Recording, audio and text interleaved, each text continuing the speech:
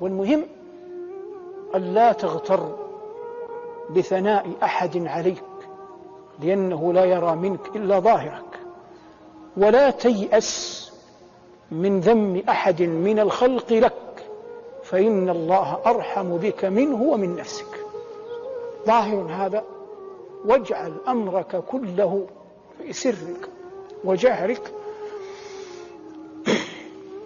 وغيابك وحضورك عن الخلق أمر معلق بالله، وكن على يقين أنه ما من نعمة إلا والله وليها، وما من نقمة إلا والله قادر أن يدفعها. واسأل الله أن يمتعك في الدنيا متاع الصالحين. وفي القرآن: إن ولي الله الذي نزل الكتاب وهو يتولى الصالحين. اللهم اجعلنا منهم. صلى الله على محمد وآله، والحمد لله رب العالمين.